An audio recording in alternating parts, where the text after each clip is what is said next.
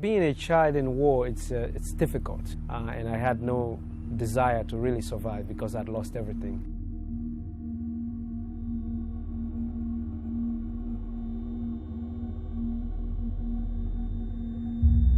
My name is Ishmael Beah. I am an author, and I'm also a human rights activist. By age 13, I had been recruited into the army, and I was fighting as a soldier.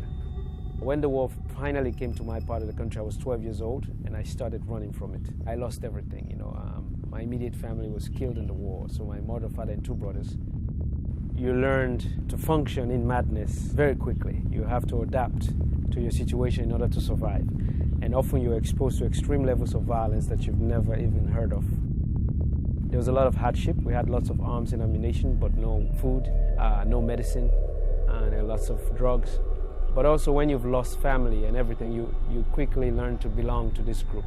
But to belong to this new group required violence. Violence became the way to show loyalty. There were several things that gave me hope. One of them was when I was a boy, my father used to say to me, if you're alive, there's a possibility that something good would happen to you. That if none of those possibilities exist in your life anymore, you will die. And while we had gone on one of these missions, there were a few people who showed up.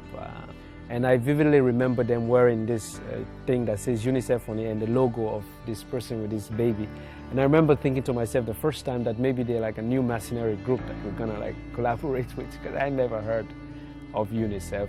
So they had some talk with the commander, and then at some point they lined everybody up, and then they would disarm us and they took my weapon. I was not happy.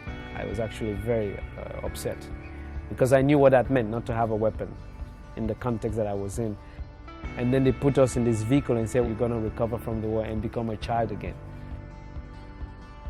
They brought us to a place called Approved School, which became the center that I spent 8 months there recovering from the war.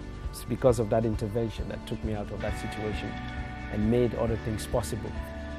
After I came out of this experience of being a child in war, and I thought to myself, what can I do to give back? What can I do to have people understand the possibilities on the other end, how you can recover from all of that when you're given the right care and support.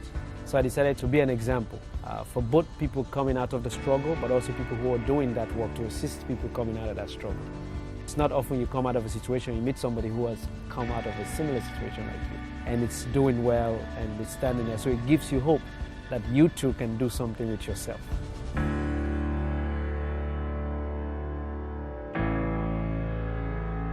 For every child, hope